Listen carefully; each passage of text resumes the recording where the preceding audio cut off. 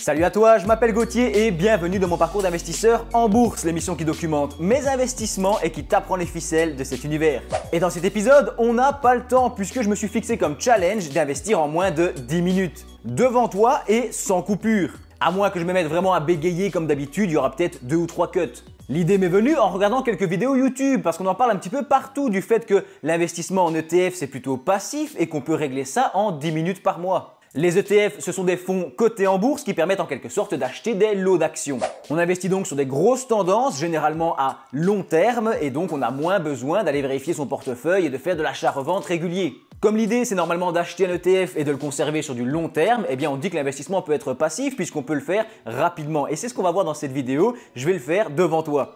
Ça peut te donner quelques idées, mais n'oublie pas que chacun doit établir sa propre stratégie en fonction de ses objectifs personnels et de sa situation. Il n'y a aucun conseil en investissement. Investir en bourse en moins de 10 minutes par mois, est-ce que c'est possible? Eh bien on va le voir ensemble maintenant. Et voici où on avait laissé mon portefeuille dans les épisodes précédents. Chacun des ETF que tu peux voir à l'écran a bénéficié d'une analyse complète dans un épisode précédent. Donc je ne vais pas en reparler forcément à chaque fois. Surtout qu'on n'a pas le temps puisqu'on investit en moins de 10 minutes. Autre chose avant de se lancer, c'est que pour imaginer investir en moins de 10 minutes par mois, il faut déjà avoir de solides compétences en finance et connaître l'investissement en bourse. Évidemment, toute la partie création de portefeuille a déjà été faite et dans cet épisode, j'ai pas l'intention d'acheter un nouvel ETF, donc il y aura beaucoup moins d'analyse et je vais seulement renforcer des positions que j'ai déjà en portefeuille. Donc ça, c'est forcément un préalable. Tu peux pas investir en 10 minutes s'il faut commencer à faire 40 000 analyses et que tu es débutant. Investir en moins de 10 minutes par mois, on est d'accord que c'est pas fait pour les débutants. Et une dernière chose avant de commencer, parce qu'après je vais arrêter de parler, je perds trop de temps dans mon challenge ici, c'est que je ne débarque pas comme ça devant mon ordinateur, prêt à investir sans avoir au préalable un petit peu médité pendant que tu conduis la voiture, en changeant le bébé, ou encore le soir avant de s'endormir quand on refait le monde dans sa tête. Eh bien, ce sont des petits moments propices à la méditation et à la réflexion quant aux investissements. Donc ici, je sais déjà un peu mon portefeuille, je sais que j'ai envie d'investir sur le SP500, sur l'ETF Monde et probablement aussi sur l'Europe. Donc ça me fait aussi gagner du temps. La réflexion ne fait pas partie des 10 minutes. Je sais déjà à l'avance, je regarde régulièrement sur l'application de mon téléphone et je sais à peu près où va la bourse, où on en est et ce que j'ai l'intention de faire. Bref, je vais accélérer parce que je ne sais pas si ça comptera dans les 10 minutes, mais il y a moyen, on va voir, ça ira vite. Donc j'ai dit que je voulais investir sur l'Europe. J'ai 2 ETF Europe. Il y a le Stoxx 600 qui est ici, qui investit sur les 600 plus grosses capitalisations à la bourse européenne. Et on a normalement aussi un petit Stoxx 50, c'est celui-là. Tu vois, je connais mes ETF, je sais les reconnaître facilement et je les ai déjà analysés dans le passé. Je vois que ces ETF, ils ont perdu un tout petit peu régulièrement et qu'ils n'ont pas forcément autant augmenté ça. J'ai envie d'investir sur l'Europe parce que je pense que c'est un pari à long terme. L'Europe, elle peut beaucoup remonter. Et la première étape de mon plan, c'est généralement de vérifier la valeur totale d'achat, cette colonne-ci. C'est combien j'ai investi dans chaque ETF. Par exemple, j'ai investi 2200 dans le Stoxx 500 et 3000 dans l'ETF Monde. Ça fait donc 5000 € ou plus qui sont investis fortement sur le marché américain. À côté, j'ai 1000 € en Stoxx 600 et 500 € dans le Stoxx 50 que je viens de te présenter, qu'on a acheté d'ailleurs dans l'épisode précédent. Donc j'ai envie de renforcer ces 2 positions puisque on est largement minoritaire sur le marché européen. Je vais donc me rendre sur mon petit Stoxx 600 en premier. Tu peux voir que c'est un ETF qui coûte 200 € la part. Et j'ai beaucoup économisé, j'ai de l'épargne à investir, ça ne vient pas de mon salaire. J'ai l'intention d'en acheter 4, à peu près 800 €. Ça fera beaucoup, je sais, mais il y a des gens, ils achètent des vestes de marque à 800 €. Moi, j'achète des ETF. C'est mon plaisir, tu comprends? Enfin bref, chacun son fun. Donc on est sur une augmentation, on était à 220. Ici, on est passé à 230, donc on n'est plus au plus haut. Mais je pense que je suis dans une stratégie ici de DCA. J'investis au fur et à mesure sur du long terme, donc ça ne me dérange pas d'acheter un peu haut ici. Je vais peut-être faire un ordre limite.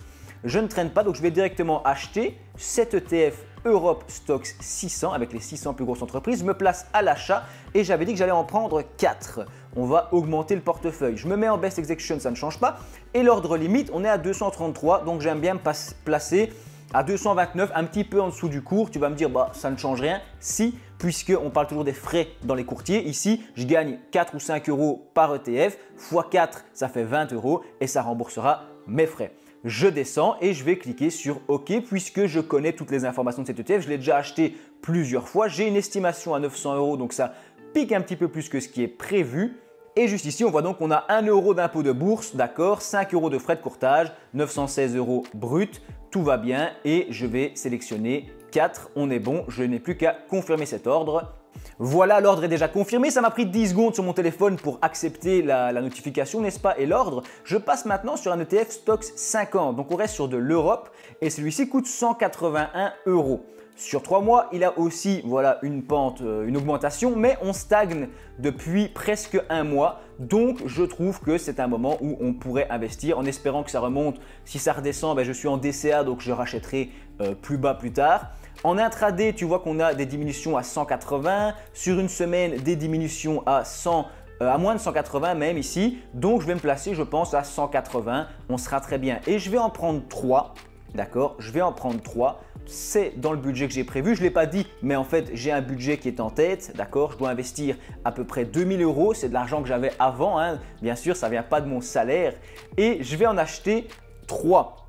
D'accord? On descend. On fait un ordre limite. J'ai dit, je vais mettre un petit peu en dessous de 180. On va se placer ici. D'accord, ça devrait être bon, ça devrait passer, je pense. Il y a des petites diminutions ces temps-ci. Je déclare avoir compris, j'ai lu tous ces documents, j'ai tout analysé dans un épisode précédent encore une fois. Je connais mes ETF et j'ai une estimation de 500. 64 centimes d'impôt de bourse, 5 euros de frais de courtage. On est bon, on est dans la moyenne et tu vois que ces 5 euros de frais de courtage vont être remboursés parce que je fais un petit ordre limite qui devrait m'avantager. On va confirmer ça. Voilà, c'est déjà confirmé. Tu pourras déduire si tu veux les 10 secondes de validation par téléphone. J'ai aussi des ETF ici sur le MSCI World. C'est celui que j'aimerais bien acheter, d'accord, même si j'en ai déjà beaucoup acheté, mais j'ai envie que ce soit la base de mon portefeuille. 89, il est un petit peu en dessous de ce que je voudrais. Il y a le SP500, je vais peut-être le laisser un petit peu en suspens, pardon, celui-là. Le Nasdaq, il est trop cher ce mois-ci, j'ai pas les moyens.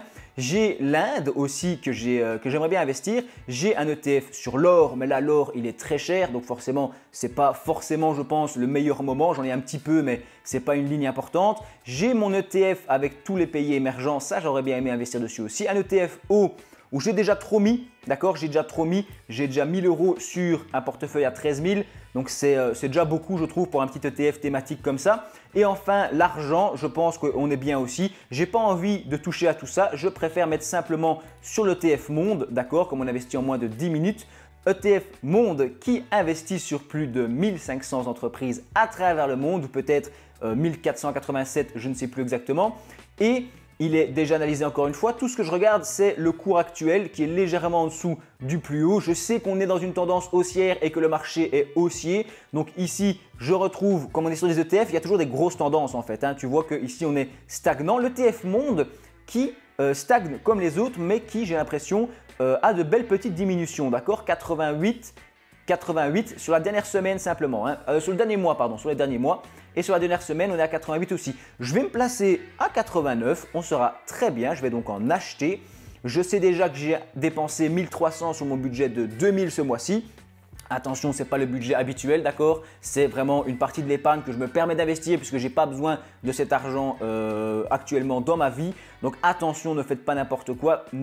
N'investissez que de l'argent que vous êtes dont vous êtes prêt à vous passer plutôt, pas que vous êtes prêt à perdre, mais dont vous êtes prêt à vous passer pendant longtemps, n'est-ce pas? Parce que le risque en bourse, c'est évidemment que notre argent soit bloqué puisque les actions pourraient diminuer et qu'on se retrouve bloqué, on ne peut pas vendre au plus bas et donc on doit patienter. Je perds plein de temps ici, mais c'est parce qu'on a le temps. Regarde, tu verras ma vidéo, elle fera moins de 10 minutes. Donc j'en ai pris à 89, d'accord, c'est le cours limite que j'ai demandé et j'ai ici un achat. Je vais lui mettre 88,9, je pense que sinon il ne va peut-être pas accepter mon ordre s'il est trop proche. J'en ai pris 7, ça veut dire que je vais arriver globalement en dessous des 2000 euros sur mon total d'investissement. Donc 600 euros, c'est parfait, c'est ce qu'il me fallait. D'accord, j'utilise tout mon budget. On a donc bien les 7 titres en ETF Monde qui sont à 5 euros de frais de courtage, moins d'1 euro d'impôt de bourse. Donc on est bon, il n'y a pas tout d'un coup un surcoût qui est apparu. Je vais quand même toujours bien vérifier, on ne fait pas n'importe quoi et je n'ai plus qu'à confirmer. Voilà, je pense que le défi est réussi. Il n'y aura pas beaucoup de montage sur cette vidéo. Je vais essayer de vraiment garder les 10 minutes en live, d'accord, avec un minimum de coupures.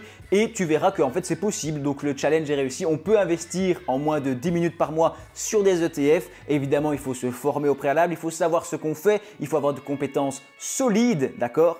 Il faut également un petit peu réfléchir à ses investissements, il faut avoir ça en tête évidemment au fur et à mesure du temps. Et ensuite on arrive devant le PC, on dit tac tac tac mes ordres, ou alors carrément les faire avec son téléphone, pourquoi pas, hein, c'est possible également, faire un ordre à la fois et avoir un plan en tête, il faut être structuré évidemment.